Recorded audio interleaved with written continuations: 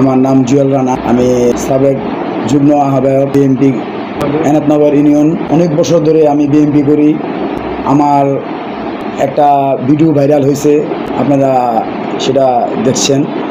সেটা আমি 3-4 বছর আগে মাওয়া যাই। ওই মাওয়া যাওয়ার পরে আমার কথা আপনারা কষ্ট করে একটু ফলো করে দেখবেন যে আমাকে ওরা পানির সাথে হাবিজাবি খাওয়ায়া, আমাকে ওরা মাতাল বানায়া, আমাকে ওরা অনেক বিশ্রী কথা, আমার দেশ নায়ক তারেক রহমান, আমার বেগম খালেদা জিয়া, আমার মা, তাকে নিয়ে আমি যেই ইটা দিছি, ঠিক আছে, সেইটা আমি অনেক দুঃখজনক। আমি সেটা ভুলাও প্রকাশ করতে পারতাছি না, আমার নিজেরও অনেক লাগতেছে।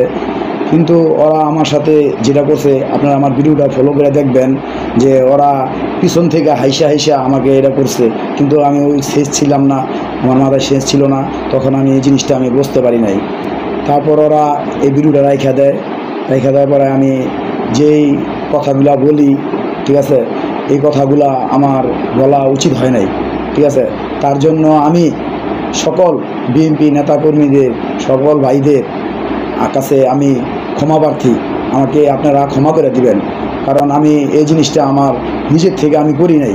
আপনারা আমার ভিডিও ফলো করে আমাকে দেখবেন যে আমি এটা কি সুষ্ঠু জ্ঞানে কইছি না আমি জেনুইনভাবে এটা কইছি।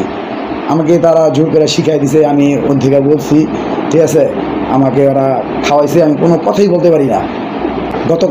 গতকাল ওরা এটা ভিডিওটা ওরা ভাইরাল করে যোগাযোগ মাধ্যমে অনেক ভাইরাল হয়ে যায়। তারপরে আমাকে জায়গাতে ফোন দেয়, এটা ভিডিওটা ছাড়ছে মাসুম বিল্লাহ, আরিফ, মুসলিমনগর, মাসুম বিল্লাহ 3 নং ওয়ার্ডের সভাপতি, আর আরিফ হয়েছে হুঁশিয়ারির একজন মালিক, ঠিক আছে, হুঁশিয়ারির মালিক। তাদের সাথে আরও কয়েকজন আছে, ঠিক আছে। তারা 4-5 জন আমার এই কাজটা করার পরে আমি বুঝতে পারি নাই। তারা এই ভিডিওটা ছাড়ছে পরে আমি ভিডিওটা দেখা আমার অনেক খারাপ লাগছে। আমি ডক্টরের কাছে গেছিলাম, আমার কাগজপাতি আছে, আমার স্টকের মতন আমি হয়ে গেছিলাম না, কারণ আমিও একজন তার কর্মী। তার জন্য আমি অনেক মিটিং মিছিল, অনেক মায়ের দই, অনেক কিছু খাইছি। তারপরেও আমি দল ছাড়ি নাই। কিছুদিন হয়তো আমি একটা কারণে একটু একজনের সাথে চলাফেরা করছি, একটু গেছি, ঠিক আছে। কিন্তু আমি আমার বয়স হওয়ার ছোট থেকে আমি প্রায় 26 বছর হয়েছে আমি বিএনপি করি। আমার প্রমাণও আছে, সব কিছু আছে। আর আমারে ওই মাসুম বিল্লাহ একটা না, এই পর্যন্ত আমারে 3 বার ওই হামলা দিছে। আমার কাছে ডকুমেন্টস আছে, এই যে ডকুমেন্টস সব 8 বছর, 12 বছর, তারপরে এই যে এখন, এই যে বর্তমান, আগামীকাল, এটি সম্পূর্ণ ডকুমেন্টস আছে। আমার যত বিএনপির ভাই আছে তাদের কাছে আমার অনুরোধ, ঠিক আছে, আইনের কাছে আমার অনুরোধ, প্রশাসনের কাছে আমার অনুরোধ যে আমাকে আমার এই ভিডিও আপনারা ভালো করে সুষ্ঠুভাবে আপনারা এটার পদক্ষেপ নেবেন, আপনারা আমার বিচার করবেন। আমি যদি জেনুইনভাবে এটা করে থাকি, আর ভিডিওটা ফলো করে দেখবেন যে ওরা হাইসা শিখাই দিয়া আমারে এরকম মাতাল বানায়া আমার এখন আমি মরে যেতে পারতাম।